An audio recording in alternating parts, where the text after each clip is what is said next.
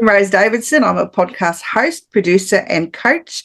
And I am so pleased to be on the Prosperity Show with Prosper Taruvinga. And you can just expect to find anything to do with podcasting and my journey through healing through love.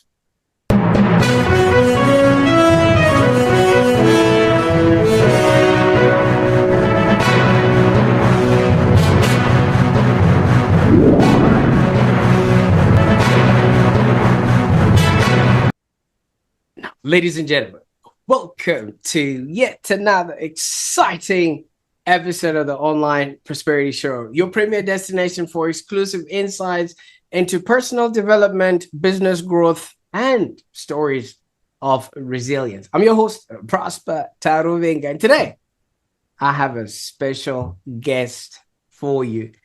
And she's not just a special guest for you, she's a special guest for me. I did this for myself. Now, Rose, how are you doing? Well, Prosper, thank you so much for this opportunity. It is so lovely to see you again. It's been too long. Absolutely, we shouldn't. I mean, that's the world we live in these days. If you just leave it for a day, it just keeps adding and adding. Before you know it, there's years in between. But I've been watching your stuff. I've been looking at you, and I've been really thankful for the journey that you're taking, not only for yourself, but for the people that you're actually helping. And we're going to be jumping into that and more. So I'm just really excited to have you on the show today. Good to be here. Thank you so much. Great stuff. For those that are just tuning in, you will notice Rose is a longtime friend and collaborator, companion, so to speak, of mine. We've been through so much. You know, when I started my podcast, she was one of the first people to jump on. When she started her podcast, I was among the first people to jump on. She's gone on and created summits. She's gone on and created communities. I've also created a community, and she was really helping me behind the scenes. So it is a pleasure and an honor to have you back on the show. And as you are going to be noticing while you're listening to this, Rose is not just a podcasting guru or genius. She's also just a beacon of hope for many through the advocacy of her work, which I'm going to be talking about, which is healing through love. And as I've mentioned, together we've gone on many internet adventures, and today we're going to be diving into her inspiring story. There are some people in life that you come across, and unless they've told you what they're going through, you will never know. And Rose is one of those people. So if you are going to meet her on the internet or anywhere else, say hi, but also find out how she's actually doing. And I can't say much because as I was reminiscing, Rose, you know, about the time you actually convinced me to join your summit, little did I know I was going to be roped into a dance off to staying alive and things like that. You know, just your ability to blend professionalism with a touch of fun is unparalleled. So thank you so much for the work and the effort and everything that you have done along the journey that you've done. And your podcast is remarkable. You're a distinguished host, producer, and you literally are in the top 5% of podcasts globally. And for those that are wondering what the podcast is called, it's called Talking with the Experts. You should put that into your regular listening schedule.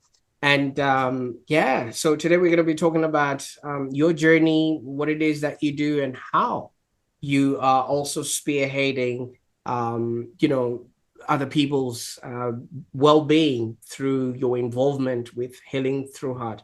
Now, Rose, I could go on and on, or maybe even start crying, because like I was saying, you are amongst the people that would have been the welcoming party to Australia and picked me up from the airport. And here we are today. How you been? Yeah, I'm pretty well, Prosper. Thank you. Things that in my life on a personal level are a bit of a challenge, but the podcast is doing well, as you said, and I think I've just hit my 590th episode. So I'm nearly 600 episodes in after 4.5 years. So yeah, I'm really loving what I'm doing. I'm meeting some incredible people. And you were my very first guest back in 2020, so just after the pandemic started. So yeah, it's lovely to catch up with you, and I guess being in the top 5%, that surprised me when I went into to view how the podcast was going, and it said top 5%, and I thought, wow, how did I get there? Considering there aren't many subscribers to the YouTube channel, and people must be sharing because you don't reach that level of notoriety, I guess you could say, without some work behind the scenes. Absolutely. Well, congratulations. Not a lot of people go past the 12th episode. That's a stat that each and every one of us know. 500, that's a lot of effort. That's a lot of conversations. That's a lot of self-awareness, because if you know that this is the thing that I want to continuously do, it sort of really showcases to other people, and they also will enjoy being a guest on the show. Now, for those that don't quite know you, just maybe give us an overview of what you were doing before you became famous on with your podcast.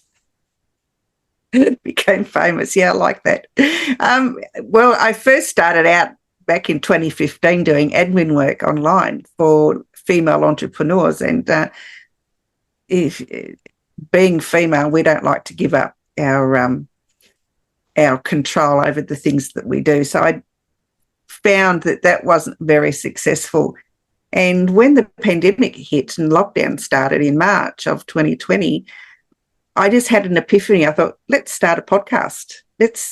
I'd heard of them. I'd never listened to one. And I thought, yeah, let's just start a podcast and help business owners, especially bricks and mortar businesses that were finding it challenging not to stay open. So I thought, let's get some online visitors and ones that are doing online businesses to give some guidance to these bricks and mortar businesses to find out how they could pivot to change the way they were doing stuff, and maybe offer an online component to their already thriving businesses. And that's how it started. And I just started the podcast with it, getting a few Facebook friends together, asking them did they want to be a guest. I must say the interviewing skills weren't very great at the time, but I didn't know anything about podcasting. I just started with a laptop and no other cameras or bells and whistles, and just my Facebook friends, and that's where it all began. And so nearly 600 episodes in, and I'm going strong. Absolutely. Well, the fact that you asked me and I was amongst the first people to raise my hand, neither did I know what that would be like. You know what I mean? That's one of those things that was happening during 2020. A lot of work was being done in the social media space, and nobody really cared about creating long-lasting content for sure. Yes, maybe people were doing blogs, but podcasting was still, it was there already, but not as prevalent as it is right now, because I've seen dogs and cats that now have a podcast themselves, but it just it wasn't easy to do then. So when you jumped in, what were some of the hoops that you had to? You mentioned the equipment and stuff, but what was it about podcasting that would have deterred a lot of people, but you championed through at that particular time? The thought of starting, and when you first start, you don't realize the amount of time that you've got to set aside, whether it's weekly, bi-weekly or monthly, but you have to, set that time aside. And I didn't realize I was interviewing, I think it was 5 people a day, 5 days a week. So that was 25 interviews a week. And that was a lot. And I soon found myself being burnt out. So you need to set dedicated time to that. People think that the cost of the equipment is, that they need all these bells and whistles, and you see all these people setting up their YouTube studios with, microphones and soundproofing and other types of expensive equipment. They don't need that. They just need their laptop. They can use their phone. They don't need any special cameras or microphones or any of those things. They are things that you can purchase when you can afford to. You don't need to have them to start with. Other things, I did a lot of research online. So Google was my friend, in the beginning. But, there are places that you can go that people can actually coach and mentor you, as I do on my website. I offer coaching programs either online or one-to-one where I can help people through the process. So, and sometimes you need that, bit of an extra push, to keep you on track. Absolutely. When you were talking about, all those fancy studios, I was just thinking, every time you go on YouTube, you see somebody with a green LED light, a blue LED light, and then they literally have to now have 4 different cameras just so you can see the studio in and of itself. Whereas if, like what we're doing right now, you're just in front of your computer, I'm in front of my computer, I'm in my office, and we just need to concentrate on the value that we're putting out there, not wanting to pay off the credit card with that would have paid that equipment and things of that nature. But for a lot of people, they're really caught up in perfectionism. All right. So I can only imagine if you were doing 5 interviews per day, being perfect, I don't think was part of the, obviously, yes, but it was not high on the list of things that you wanted to do. How did you sustain that, workload and just really being able to be there and be fully present for each interview? Because each interview is like really, you're knocking them all out of the park, but having to speak to 5 people, that's exhausting, Rose. Yeah, that lasted for about a year, I think. I just couldn't do it any longer. But I only interview 2 days a week now, and I limit that to 3 days, 3 interviews per day. And to sustain a workload, you have to be dedicated, I think, and especially when you do everything yourself, because I do all the editing of my videos. I've learnt processes along the way. I've got, certain platforms that I like using. I've tried others, but I couldn't get the quality that I wanted. And I don't like them to be too professional looking, even though I'm a perfectionist. But, as long as they look nice, they sound nice, and sound is, the crucial part of a podcast, whether it's video or audio, the sound is crucial. People will forgive you for bad visuals, trust me. But you've got to have that dedicated time, and and you just learn processes along the way, like I did. I didn't know anything about editing. I didn't know anything about editing audio or video. I taught myself. You can do that yourself, but it's always good if you haven't got that time to learn it yourself to get someone to do it for you. Absolutely. It's not necessarily arriving at the goal, it's who you become, because like you say, you're getting all these skills and you're also backing yourself up, knowing and maybe surprising yourself at sometimes, because if you then get back to listen back to some of the videos, you're like, oh, okay, was that me? Then have I really grown up to this level and things of that nature? But Rose, people that are probably watching this or listening to this are aspiring to become either a host or to become a guest on a podcast. Let's start off with the guest part, because that's a little bit easy. What are some of the things that you picked up on along the journey that you think are really good for somebody to adopt or become as a guest? Case in point, when we showed up to this call, we literally hugged over the internet. You gave me value, I gave you value, and it was just like, you get this, you get this, you get that. Do you know what I mean? And we could have just gone off without having done anything, but we're living with our cups full, both on either side. What are some of the things that a guest can actually do to make sure that the experience is amicable? Because if you've been doing 5 a day, you're gonna let somebody to show up, with some sort of emotional intelligence backed in. Yeah, the worst thing is that people book a call and they don't show up. And I mean, that is so annoying, honestly. I mean, I've prepared for the interview, as a host, I've prepared for the interview, and then, you're waiting online for this person to show up and they don't. That is one of my pet hates. And I'll use that word hate because I really do hate it. I think it's rude, that they could at least send a message to say that they've been tied up or whatever. But anyway, that's neither here. But to be a great guest, you need to have great sound. You need to have great internet connection. Those two are a must-have. I think you've got to be able to be flexible in the conversation, depending on how the host decides to run the interview, whether they have set questions or whether it's just organic like I run mine.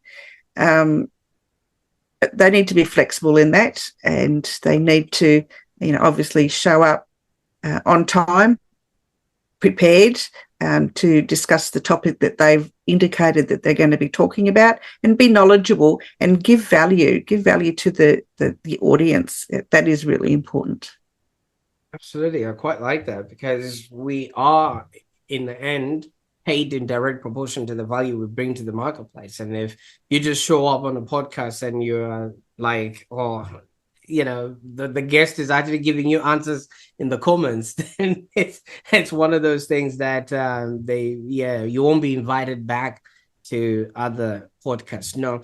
Now, that was the guest side of things. And what sort of advice do you have for people that are going to be a host for processes? Prosper is the absolute necessity. When a guest makes a booking, then they have to fill out a form. I think that's really important, so that I, as a host, know what my guest is going to be discussing with me. And make sure that I'm sharing value with them. So I'm giving them, the steps, each step along the way, so they know exactly what to expect. So, what's going to happen during the interview, how long the interview is going to take, what type of interview it's going to be like, if it's going to be set questions or whether it's just going to be organic, what's going to happen after the interview, so what assets they'll receive afterwards, when it's going to be shared on social media. And as a host, it's important that you share that the episodes far and wide as far as you can, and equally as a guest as well, that the guest is prepared to share the episode with their networks. As a host, make sure that you've got a media release at the bottom of your form to make sure that you're allowed to use any assets that the guest will give you. So it's such as their photo or any voice recordings that they share with you. So there's a lot of processes in play when you are a host, and it's really up to the host to make sure that they have all those processes in place, and that they make their guest feel comfortable from the beginning. So I record from the get-go. So as soon as the guest comes on, we have a pre-chat. That's all recorded, only because I forget to press record a lot of times, and then we go through the interview and it's not been recorded. So that's just my process. And just make the guests feel as comfortable as possible, and just let them know that you're not going to be horrible to them, and that they feel that they can share with you whatever it is they want to share. Absolutely. And thank you so much for opening that up, because so many people think their studio is going to do all the heavy lifting, but that's the least of the things that somebody is going to be looking at, so things of that nature. Has your podcast been in person or online mainly, and is there a difference? Yeah, mine's online. Because I have a lot of guests from the US. That's my main guest pool. I do get some from England. I've had some from Norway and Germany and Spain and the Philippines and Indonesia and all those places. But yeah, it's online. I don't have the facility to do in-person ones, but in-person ones are obviously when the guest visits you on your premises and then you record the interview. I have thought about it, but where I live, I don't think that the guest pool would be that large. So yeah, I just prefer to do mine via Zoom. Absolutely. And, especially when it comes to just being the person that's on either side of the camera, has there been any sort of insights that you, or maybe some sort of growth or things that you might want to share that has happened in the 600 episodes that you have managed to record? Well, I had two Emmy Award-winning guests on. One was in the filmmaking space, and for the life of me, I can't think of what the other one was. But that was the more you are in this industry, and you're right, most people don't get past the first 12 episodes because they find it either too hard, or they lose interest, or they just don't have the time. But don't start a podcast if you're not going to be dedicated. That's my view on it. And, there's so much growth out of it. You become a better person, I think. You learn how to communicate better with others. And I've found that, I've met some incredible people along the way. And the connections I've made and the networking opportunities that are available as a podcast host far outweigh the time that you don't have to spend on it. I think you just persevere with it and just keep going, because it isn't as hard as what you think it is. I think there's a statement that says, ask not what the world will give you, but ask what you will give of the world. And if you can give the world a treasure trove of value that people can listen to while they're going about their lives, I think you would have created something remarkable for whatever journey that you're sort of spearheading. And even though you were doing all this work, it didn't stop there. You were also physically involved with Healing Through Love. Maybe you can walk us through, what that is and how your involvement, sort of translates to what you're doing now. Healing Through Love started in 2018, and 4 women got together and decided they wanted to help domestic and family violence survivors. So we decided we'd come up with a project and hold free pamper days for these survivors.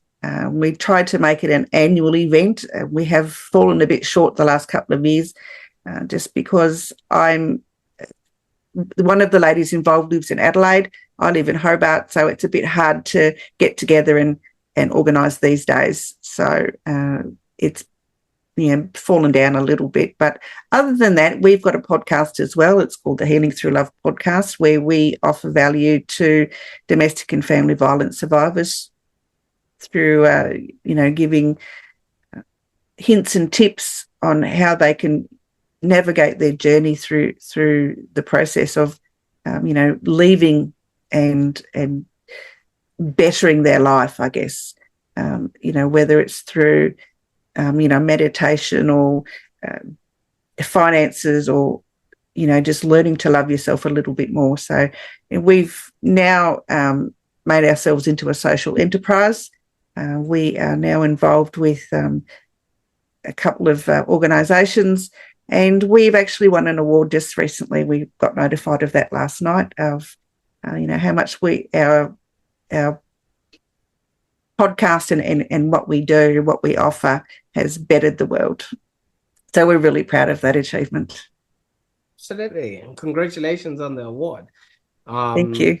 Because some of the work that you're doing is even bigger than just the women involved. You are literally tackling world problems by some of the things that you're doing, the United Nations Sustainable Development Goals that you have, chosen to support. Now, what sort of work are you guys doing with this organization?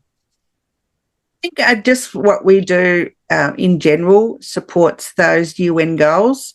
I think that we try to maintain integrity throughout whatever it is that we do and what we offer. The people that attend our Pamper Days or through our podcast. So using those goals to just make sure that we are living up to a standard that would make the world a better place, I guess. I can only imagine. Has there been any rewarding experiences with this journey healing through love? Because, like you said, you're bringing awareness, you're really helping other people feel seen and heard in a world that's seemingly has sort of shut them out or things of that nature. Yeah, one of our Pamper Day events, we had a young lady attend. She had very short hair, would have been about maybe an inch long. We had a clothing display there where the guests could choose clothing, so for an interview or a court appearance or just something to wear because they didn't have anything. And this lady was staring at the clothing display, and my partner in Healing Through Love saw that this woman was feeling a little bit left out or feeling a bit lost. So she, took her over to get a hand massage, and she was asking her questions. And apparently that her perpetrator had not allowed her to make any decisions about the clothes that she wore or how long she could have her hair. He controlled everything. Apparently she couldn't even buy her own underwear. So he just controlled her that much. And because she wasn't allowed to have long hair, he kept it shaved all the time, and the inch long hair was as long as she'd had it in a long time. So to have that clothing display for her, she just felt totally overwhelmed because she could actually make a choice for herself. And at the Pamper Days, we have things like hairdressers and people offering beauty, beauty services, makeup, facials, all that sort of thing.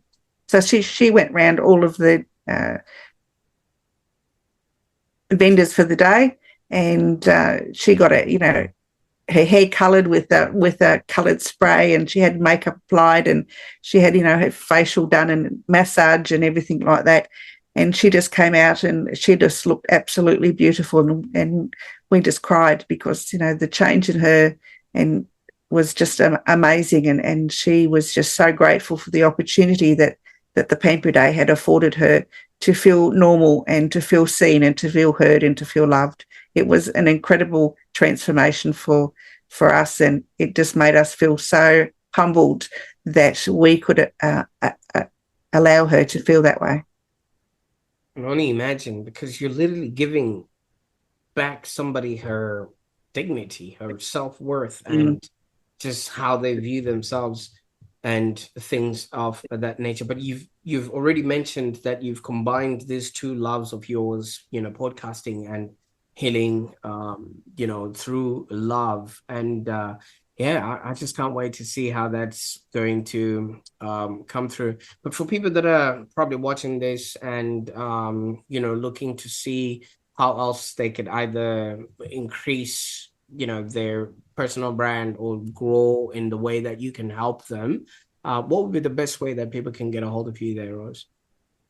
They can reach out to me on my website at rosedavidson.com.au, and on there you'll find a lot of articles that pertain to podcasting. You'll find my VIP programs, and I also offer a done-for-you service where if you want to do your recording, I'll do all the other behind-the-scenes things for you, because a lot of people don't have the skills or knowledge to do all the editing and get themselves hosted and all those other things. So I offer a service that does that. And so they just go to the website and Healing Through Love. You can find that at healingthroughlove.com.au.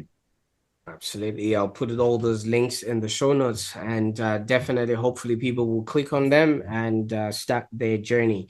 And for those that are watching right now, as you can see, Rose's journey just teaches us the power of resilience and the impact of aligning one's career with personal values. And I think her ability to transform these challenges into platforms for change, it's just a testament to the strength of the human spirit. And I'm just glad, you know, I've known you and the work that you're doing, Rose. So thank you. But I might say as well, Rose, you know, some might start arguing that the podcasting space is saturated.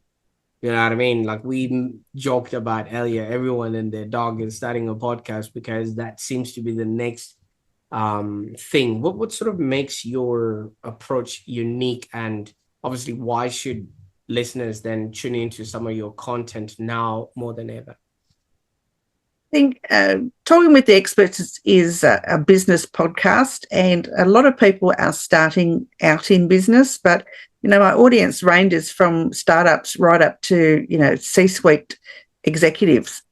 So it's interesting to know that. Firstly, I've got to say that I've learnt a lot from because nearly 600 guests, and each brings their own perspective. So I think that if you want to be a great host, you do learn a lot, and you need to give. You need to be open. You need to be honest and authentic. I think is really important. So yeah, and I think that's what I bring to the table is honesty and authenticity. Absolutely. And that you bring about in shovels and spades, like a whole bag of it. Now that you've taken us into your world, we now know a little bit about, your journey and things of that nature. What's next? What exciting project are you working on that we can rally behind that you've been working on lately?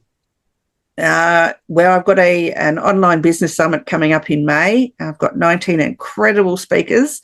Looking forward to that. I try and run one a year, but I'm thinking about doing 2 this year, just to get people involved, and so that's really exciting. And the other is I'm writing a book, or I'm thinking of writing a book, taking all my past podcast episodes and getting each of my guests to give a little bit of insight into their businesses and into their world, and air their episodes, and bring value to not only to the people that are going to participate in the book, but to a bigger, wider audience.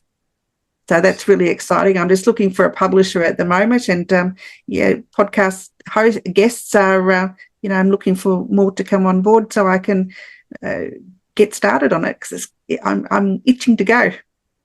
Absolutely. And thinking that you've done over 600 episodes, that's not just one book. That could it'll be several. There'll be a series, no doubt. It could be a series of books and books upon books. So what this really showcases is, even if you're creating the content right now, you can still repurpose it into other mediums, and those mediums can now become a lasting legacy there, Rose. Absolutely. Yes. Podcasting is, there's more than one way to make yourself known and heard, and get your personal brand out there, and have integrity while doing it. Absolutely. Well, I can't thank you enough for the time that we spent on the call today. I mean, your life story and your journey is just remarkable for anyone who's going to be thinking of either creating a business that's profitable and enjoyable, or just having a happier existence. I think there's so much for everyone there, whether you're in business, whether you're just a survivor just seeking hope, or somebody who's in need of inspiration. Your journey just offers all these valuable insights, and I just appreciate you for taking that journey yourself. Thank you, Prosper. It's been an absolute pleasure, and it's lovely to catch up with you again. Absolutely. Now, for those that are watching, thank you so much for choosing the Online Prosperity Show as your spot for getting information like this. And if Rose's story resonated with you, consider exploring her Master the Art of Podcasting program so you can amplify your voice and make an impact. And while you're at it, remember to subscribe to her show, Talking with the Experts, and learn from the over 600 experts that she's managed to interview. so that as we have concluded, that you have either a business that's profitable and enjoyable, or you have a happier existence. And while you're at it, maybe you can share this episode with somebody who could benefit from today's discussion. Until next time, stay prosperous and resilient. Bye for now.